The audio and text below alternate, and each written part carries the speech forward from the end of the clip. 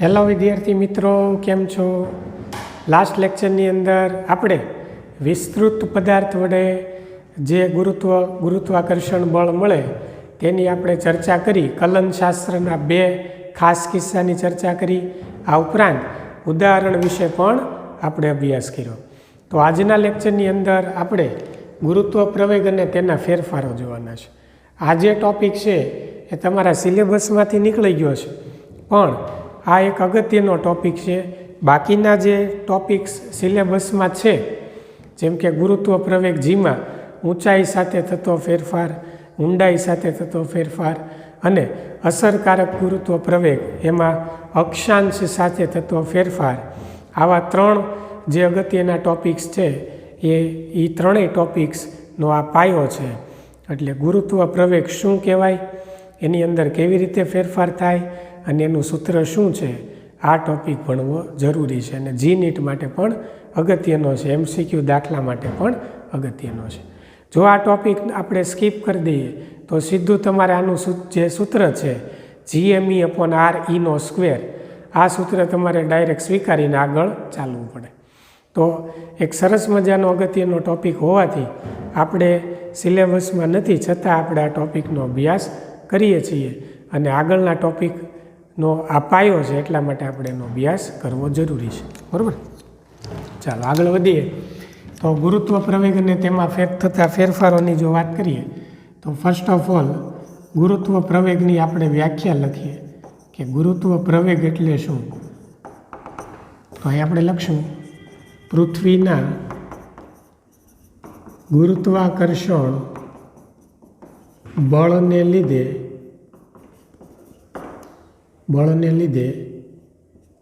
પદાર્થમાં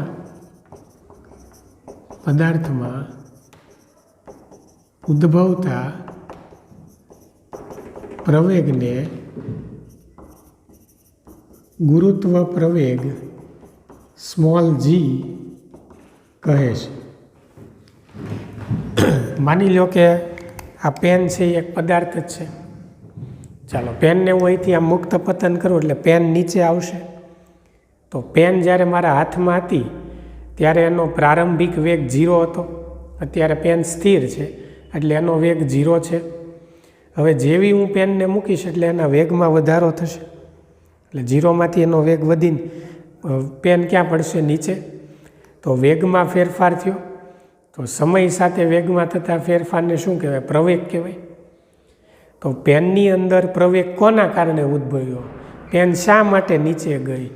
તો કે પૃથ્વીના ગુરુત્વાકર્ષણ બળને કારણે પેન નીચે ગઈ. કે કોઈ પદાર્થ નીચે પડે છે એ શેના કારણે પડે છે? ગુરુત્વાકર્ષણ બળ લાગે છે એટલા માટે. તો આ બળને કારણે પદાર્થમાં પ્રવેગ આવ્યો, એટલે હવે આ પ્રવેગને શું કહેવાય? ગુરુત્વ પ્રવેગ સ્મોલ g કહેવાય. કેપિટલ G એટલે ગુરુત્વાકર્ષણનો સાર્વત્રિક અચળાંક, પણ સ્મોલ g એટલે શું કહેવાય? ગુરુત્વ પ્રવેગ કહેવાય. ચાલો ક્લિયર છે? તો એને ગ્રેવિટેશનલ એક્સેલરેશન કહેવાય. શું કહેવાય? ગ્રેવિટેશનલ એક્સેલરેશન કહેવાય. ચાલો હવે આગળ વાત કરીએ તો આપણે પૃથ્વી છે અને સમાન ઘનતાવાળી પોલી ગોળાકાર કવચ માની લઈએ અને એવું માનીએ કે પૃથ્વીનું દળ ME, ધારો કે પૃથ્વીનું દળ ME અને ત્રિજ્યા RE છે. બરાબર? પૃથ્વીના કેન્દ્રથી r અંતરે, પૃથ્વીના કેન્દ્રથી સ્મોલ r અંતરે,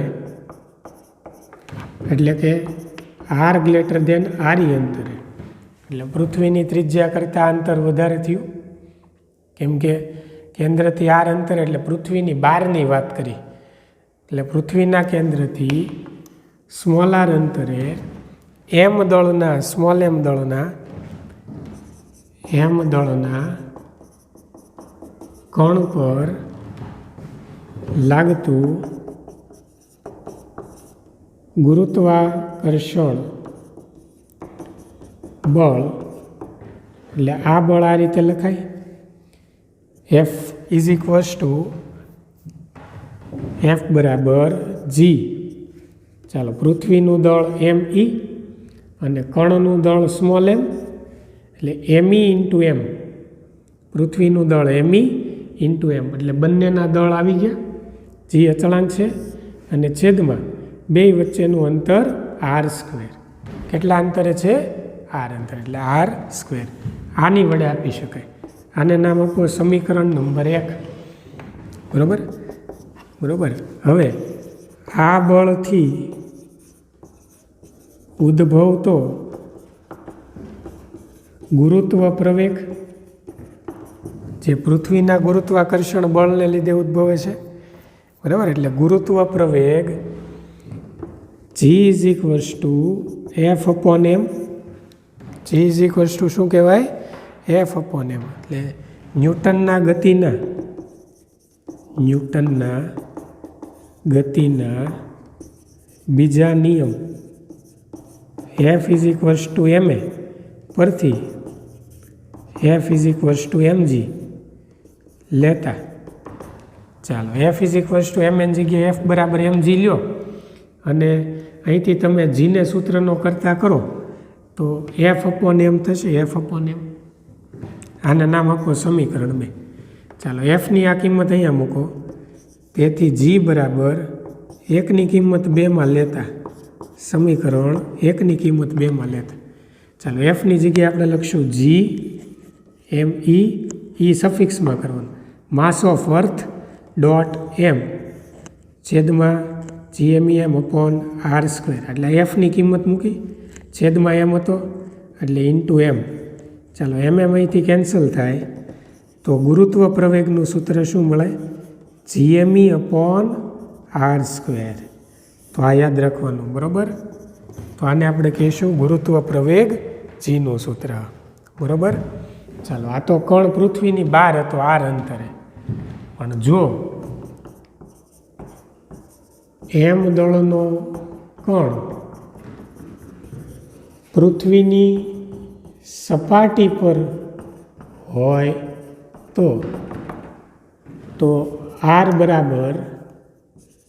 બરાબર આરી થાય. અહીંયા r છે એ આરી કરતાં વધારે છે, કેમ કે કણ છે એ પૃથ્વીની બહાર છે.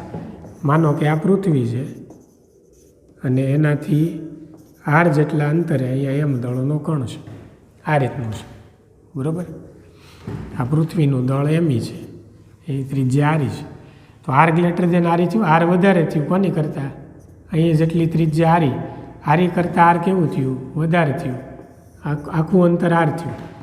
તો હવે m દળનો કણ જો પૃથ્વીની સપાટી ઉપર હોય, જો આ કણ અહીંયા સપાટી ઉપર હોય તો r બરાબર આરી લેવું પડે. તો r બરાબર આરી લેતા, તો ચાલો, આ સૂત્ર શું બનશે?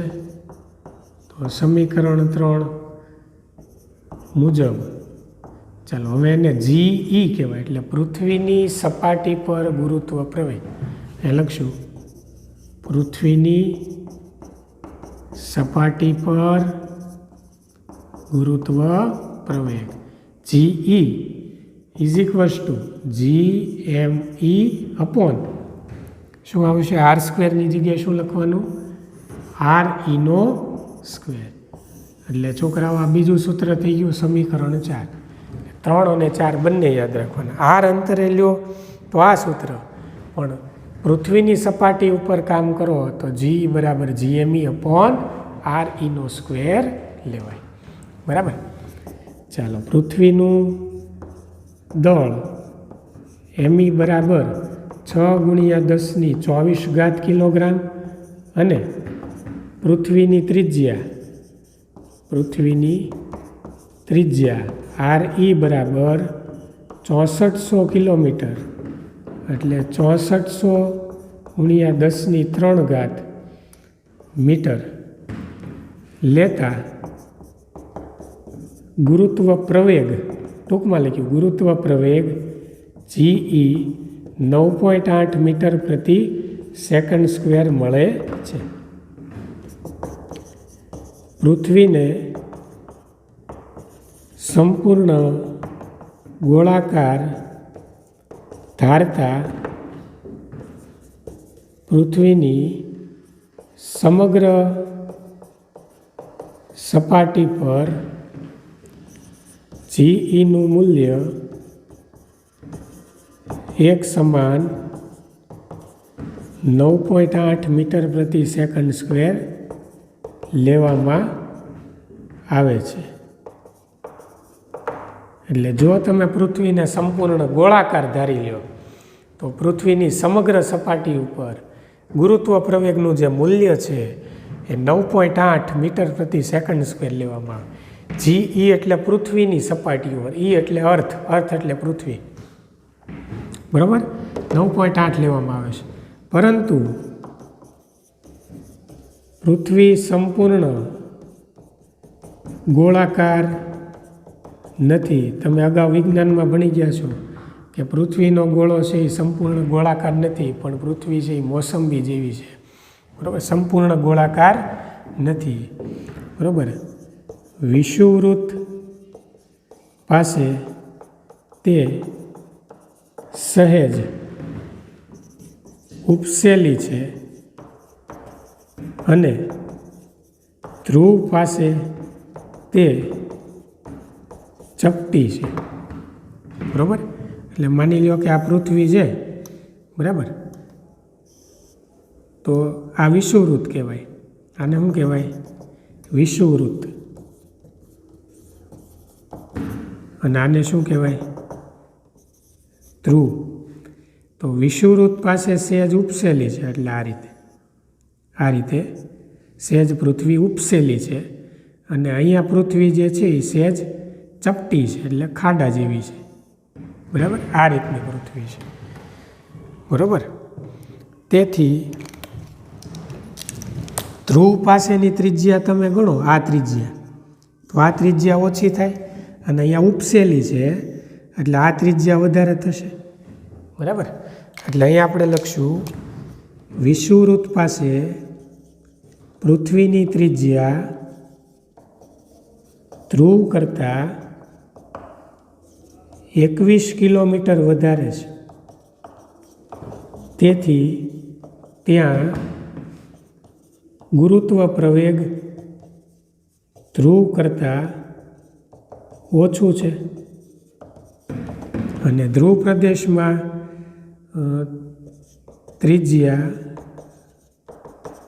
ઓછી છે, તેથી ગુરુત્વ પ્રવેગ વધુ છે.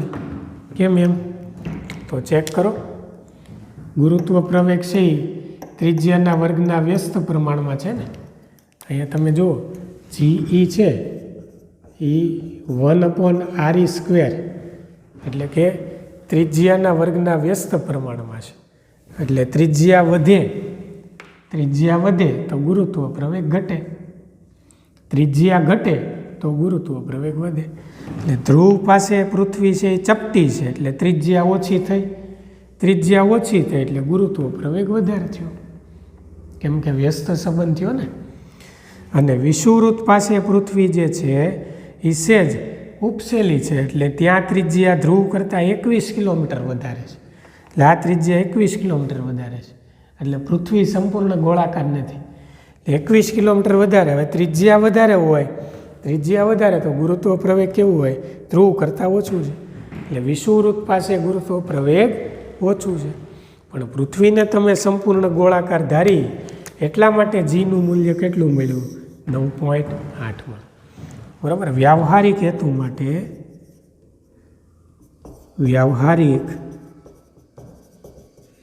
માટે સમગ્ર પૃથ્વી પર જીઈ બરાબર 9.8 મીટર પ્રતિ સેકન્ડ સ્ક્વેર લેવામાં આવે છે. બધી જગ્યાએ જુદું જુદું ન લેતા વ્યાવહારિક હેતુ માટે, દાખલાની અંદર કે કોઈ બી ઉપયોગ જ્યારે આપણે એની જરૂર પડે ત્યારે ગુરુત્વ પ્રવેગનું મૂલ્ય છે એ 9.8 મીટર પ્રતિ સેકન્ડ સ્ક્વેર લેવામાં આવે. ક્લિયર? ચાલો, આ થઈ ગયું તમારું ગુરુત્વ પ્રવેગ. હવે ગુરુત્વ પ્રવેગમાં 3 પ્રકારે ફેરફાર થાય, બરાબર. ગુરુત્વ પ્રવેગમાં 3 પ્રકારે ફેરફાર થાય. કયા 3 પ્રકારે? તો કે ઊંચાઈ સાથે, ઊંડાઈ સાથે અને અક્ષાંશ સાથે, બરાબર. પૃથ્વીના ભ્રમણને લીધે અક્ષાંશ સાથે અસરકારક ગુરુત્વ પ્રવેગ જીમાં થતો ફેરફાર. આ બધું તમારે વિડીયો પોઝ કરી અને લખી નાખવાનું છે.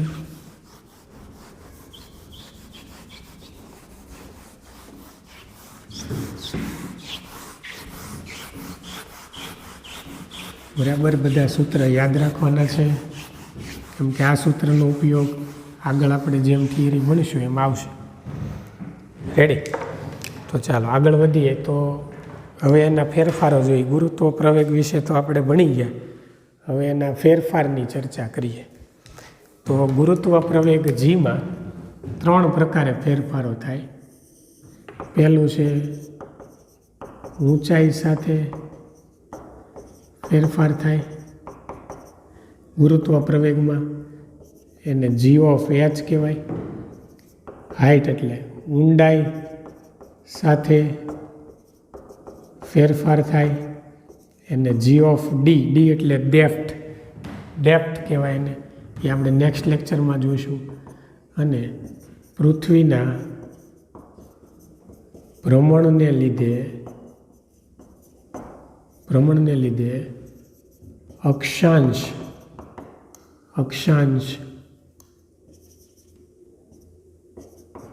સાથે અસરકારક ગુરુત્વ પ્રવેગ એને જી ડેશમાં ફેરફાર થાય. બરાબર, 3 પ્રકારે ફેરફાર થાય. પૃથ્વીની જે અક્ષાંશ આવેલી છે એ અક્ષાંશ સાથે અસરકારક જીમાં થતો ફેરફાર એને જી ડેશ કહેવાય, અને જી ઓફ ડી કહેવાય, અને જી ઓફ એચ કહેવાય. તો આપણે ત્રણેયના સૂત્ર મેળવવાના છે. આ બંને વિશે આપણે નેક્સ્ટ લેક્ચરમાં જોઈશું. આજે આપણે ઊંચાઈ સાથે થતો ફેરફાર જોવો છે. ચાલો, તો નેક્સ્ટ આપણું હેડિંગ આવશે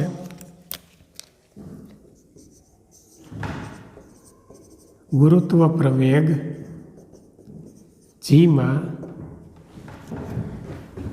ગુરુત્વ પ્રવેગ આપણે હેડિંગ આપી દઈશું સ્મોલ જીમાં ઊંચાઈ સાથે થતા ફેરફારનું સૂત્ર મેળવો. ચાલો, આપણો નેક્સ્ટ ક્વેશ્ચન.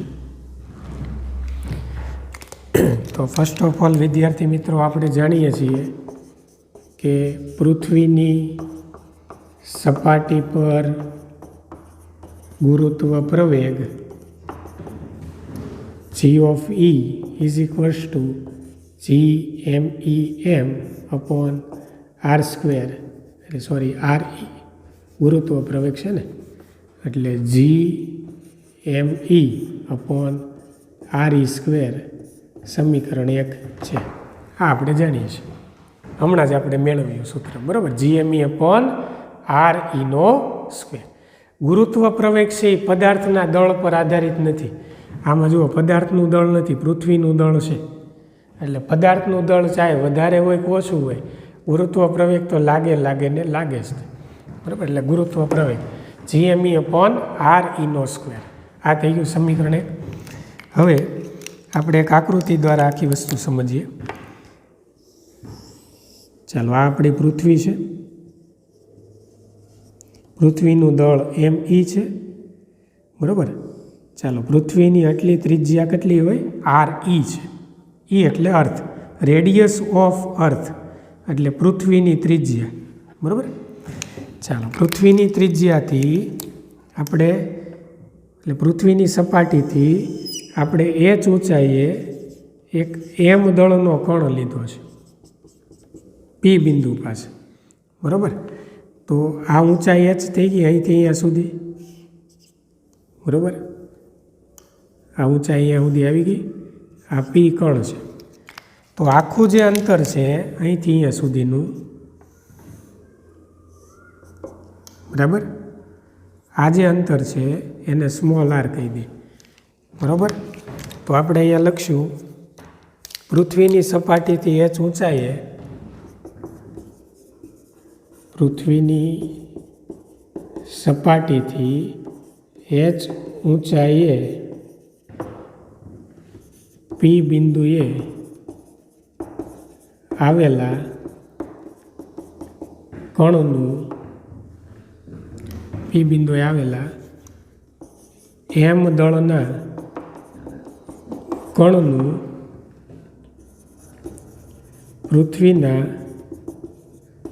કેન્દ્રથી અંતર r બરાબર RE પ્લસ H છે. ચેક કરો.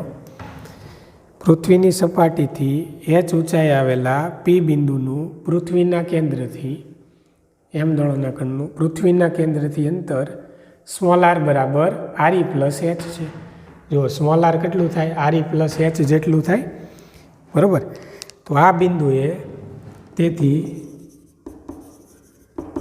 આ બિંદુએ પૃથ્વીને લીધે લાગતું ગુરુત્વાકર્ષણ બળ તો F ઇઝ ઇક્વલ્સ ટુ, ચાલો એફ ઓફ આપણે અહીંયા H લઈ લઈએ તો એફ ઓફ H, કેમ કે H ઊંચાઈએ લાગે છે ને, પૃથ્વીને લીધે અહીંયા એમ દળના કણ ઉપર બળ લાગે, કેમ કે પૃથ્વીને દળ છે ને આને દળ છે, એટલે પૃથ્વી વડે એમ દળના કણ ઉપર લાગતું આ બળ, જેને આપણે કહીશું જી, પૃથ્વીનું દળ એમ, કણનું દળ એમ અપોન R સ્ક્વેર.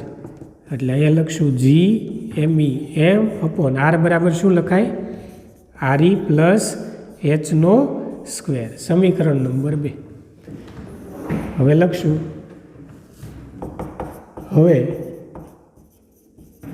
પૃથ્વી વડે ઉદ્ભવતો ગુરુત્વ પ્રવેગ, ચાલો આ ગુરુત્વ પ્રવેગને હું કહીશ જી ઓફ H, કેમ કે H ઊંચાઈ છે ને, કણ ક્યાં છે? H ઊંચાઈ. તો g of H is equals to f of H upon m લખાય, f of H upon m, કેમ કે f is equals to m a, આપણે ભણી ગયા f is equals to m a પરથી. ચાલો f of H upon m, એટલે આને ભાંગ્યા તમે એમ કરો એટલે એમ તો ઉડી જશે. તો હવે જી ઓફ H કેટલું મળશે? GME અપોન RE પ્લસ Hનો સ્ક્વેર. સમીકરણ નંબર 3. જો અહીંથી આ સ્મોલ એમ ઉડી ગયો અને આ છેદમાં સ્મોલ એમ, એટલે આ એમ બે ઉડી ગયા, એટલે સમીકરણ 3 મળી ગયું, બરાબર. ઉપર નીચેથી ઉડી જાય. હવે સમીકરણ 3 ભાંગ્યા સમીકરણ 1 લેતા, સમીકરણ 3 ડિવાઈડ બાય 1 લેતા, ચાલો એટલે શું થશે? જી ઓફ Hના છેદમાં GE બરાબર, GE એટલે સમીકરણ 1 પૃથ્વીની સપાટી ઉપર, ચાલો આ કેટલું છે? GME અપોન RE પ્લસ Hનો સ્ક્વેર છેદમાં GE, ચાલો છેદમાં આ લખવાનું GME અપોન REનો સ્ક્વેર, બરાબર, છેદમાં GME અપોન REનો સ્ક્વેર. GME ઉડી જાય તો આ છેદનો છેદ અંશમાં, એટલે REનો સ્ક્વેર છેદમાં RE પ્લસ Hનો સ્ક્વેર થશે. આવું અહીંથી REનો સ્ક્વેર કોમન કાઢી લો, એટલે જી ઓફ Hના છેદમાં GE બરાબર, અહીંથી RE સ્ક્વેર નીચેથી કોમન કાઢો, અંશમાં RE સ્ક્વેર છે, નીચેથી REનો સ્ક્વેર કોમન કાઢો એટલે 1 પ્લસ H અપોન RE લખાય. અહીંથી RE કોમન કાઢો, આની પાસે RE નથી એટલે એને RE વડે ભાંગવું પડે, બરાબર. અહીંથી તમારે RE કોમન લેવું છે તો આની પાસે RE નથી, અહીંથી RE બહાર નીકળી ગયું તો અહીંયા આપણે RE વડે ભાંગવું પડે, એટલે 1 પ્લસ H અપોન RE એનો શું થઈ જાય? સ્ક્વેર. હવે આપવાનું સાદુરૂપ એટલે આવી જાય છે જવાબ. જો RE એક RE પ્લસ H, એટલે RE પ્લસ H છેદમાં RE, અહીંયા સ્ક્વેર, આ બે ઉડી જાય એટલે એનું પદ આવી જાય, એટલે આનું સાદુરૂપ આમ આપી શકાય. આવું હું કામ કર્યું? ઉપરથી RE સ્ક્વેર ઉડાડવા માટે, એટલે આ બે ઉડી જશે, બરાબર. ચાલો GE ને ક્રોસમાં ગુણી નાખો, એટલે g of H is equals to GE, અહીંયા ગુણાઈ ગયું, છેદમાં શું છે? 1 પ્લસ H અપોન REનો સ્ક્વેર. તો વિદ્યાર્થી મિત્રો, જી ઓફ Hનું જે આ સૂત્ર મળ્યું એ કોઈ પણ ઊંચાઈએ લાગુ પાડી શકાય. પૃથ્વીની સપાટીથી કોઈ પણ ઊંચાઈ માટે તમે ગુરુત્વ પ્રવેગનું આ સૂત્ર એપ્લાય કરી શકો. આને નામ આપો સમીકરણ 4. સમીકરણ 4 એ પૃથ્વીની સપાટીથી કોઈ પણ ઊંચાઈએ રહેલા પદાર્થ માટે લગાડી શકાય. આ સમીકરણ કોઈ પણ ઊંચાઈએ તમે એપ્લાય કરી શકો. માનો કે 100 કિલોમીટર છે, 200 કિલોમીટર છે, 500 કિલોમીટર, તો અહીંયા તમે એપ્લાય કરી શકો. બરાબર? એચની કિંમત મૂકી દેવાની જેટલી હોય એટલી. ચાલો હવે આ પદને હું ઉપર લઈ જાઉં. સમીકરણ 4માં આગળ વધીએ આપણે. હવે g of h is equals to GE. આ બધું ઉપર લઈ જાઓ તો આ ઘાત +2 છે એ -2 થઈ જાય. તો 1/h/r 1 + h/r -2 થઈ જાય. +2 વાળું પદ આખું ઉપર જાય તો -2 થઈ જાય. એને મેં અંશમાં લઈ લીધું. બરાબર? હવે h r હોવાથી દ્વિપદી પ્રમેય મુજબ ઉચ્ચ ઘાતાંક વાળા પદોને અવગણતા h r હોવાથી અને દ્વિપદી પ્રમેય મુજબ ઉચ્ચ ઘાતાંકવાળા પદોને અવગણતા. હવે દ્વિપદી પ્રમેય શું છે એ સમજી લો. તો તમે ભણીને જ આવ્યા છો. દ્વિપદી પ્રમેય મુજબ ઉપર જે ઘાત હોય ને એ આગળ આવી જાય. એટલે 1 અહીંયા પ્લસ છે ને, ત્યાં -2 છે, -2 અહીંયા આવી જાય. તો પ્લસ માઇનસ શું થઈ જાય? -2 અહીંયા આગળ આવી જાય. એટલે આ થઈ જાય 1 - 2h/r. આવું બની જાય. પછી આગળ h/r એવા ઉચ્ચ ઘાતાંકવાળા પદો આગળ વધતા જાય અને દ્વિપદી પ્રમેય કહેવાય. પણ h r હોય એટલે કે ઊંચાઈ છે એ પૃથ્વીની ત્રિજ્યા કરતાં ઘણી ઓછી હોય. ઊંચાઈ છે એ પૃથ્વીની ત્રિજ્યા કરતાં ઘણી ઓછી હોય. માનો કે 10 કિલોમીટર હોય, પૃથ્વીની ત્રિજ્યા 6400 કિલોમીટર છે અને ઊંચાઈ તમે ખાલી 10 જ કિલોમીટર લ્યો, એટલે સપાટીથી તમે 10 જ કિલોમીટર ઉપર જાઓ છો, તો ત્યારે તમારે ઉચ્ચ ઘાતાંકવાળા દ્વિપદી પ્રમેયની અંદર આવતા પદને અવગણી નાખવાના. તો ફાઇનલી જે સૂત્ર મળશે એ તમને આવું મળશે. જો g of h બરાબર GE, આ -2 આગળ આવી જાય એટલે આથી જશે 1 - 2h/r. બરાબર? ચાલો સૂત્ર શું બની ગયું? -2 આગળ આવી ગયા એટલે પ્લસ માઇનસ -2 આગળ એટલે 2h/r. આને નામ આપો સમીકરણ 5. અહીંયા લખવાનું કે સમીકરણ 5 માત્ર h r માટે જ લાગુ પાડી શકાય.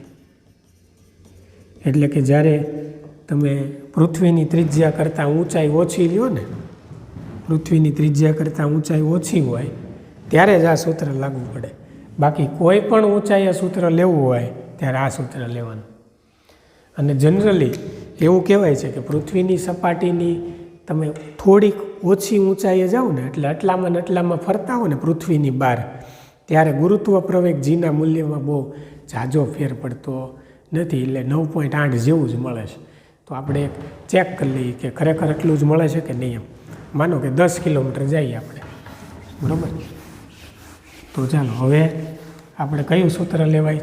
સમીકરણ 4 લેવાય કે 5 લેવાય? ચાલો તો આપણે સમીકરણ 5 લેવું પડશે. કેમ? કારણ કે h r થશે. તો આપણે અહીંયા લખીશું કે પૃથ્વીની સપાટીથી થોડીક ઊંચાઈ માટે જીનું મૂલ્ય લગભગ અચળ GE 9.8 મીટર/સેકન્ડ સ્ક્વેર જેટલું રહે છે. દાખલા તરીકે પૃથ્વીની સપાટીથી 10 કિલોમીટર ઊંચાઈએ ગુરુત્વ પ્રવેગ એટલે કયું સૂત્ર? સમીકરણ 5 G of H બરાબર GE 1 - 2H upon RE. ચાલો હવે અહીંયા H લેસ દેન RE છે ને, પૃથ્વીની ત્રિજ્યા વધારે છે ઊંચાઈ કરતાં. પૃથ્વીની ત્રિજ્યા 6400 કિલોમીટર છે અને ઊંચાઈ ખાલી 10 કિલોમીટર છે, એટલે આ સૂત્ર લાગે. એટલે G કૌંસમાં 10 કિલોમીટર ઊંચાઈ બરાબર GE એટલે 9.8 1 - 2 ગુણ્યા 10 કિલોમીટર છેદમાં 6400 કિલોમીટર, બરાબર. આ કિલોમીટરમાં આ કિલોમીટર એટલે બે ઉડી જાય, એક મીંડું કેન્સલ, બરાબર. અહીંયા 32 × 64 એટલે 320 થાય. 320માંથી 1 જાય 319 છેદમાં 320 કરવાના એટલે 9.8 320 - 1 છેદમાં 320, બરાબર. એટલે 9.8 કૌંસમાં 319 છેદમાં 320 એટલે ફાઇનલી જે આન્સર આવશે એ 9.77 એટલે નિયર અબાઉટ 9.8 મીટર પ્રતિ સેકન્ડ સ્ક્વેર થયું ને, બરાબર. એટલે પૃથ્વીની સપાટીથી થોડીક ઊંચાઈએ જીનું મૂલ્ય લગભગ 50 હોય, બરાબર. એટલે આ મળી ગયું. ચાલો ગણી નાખો.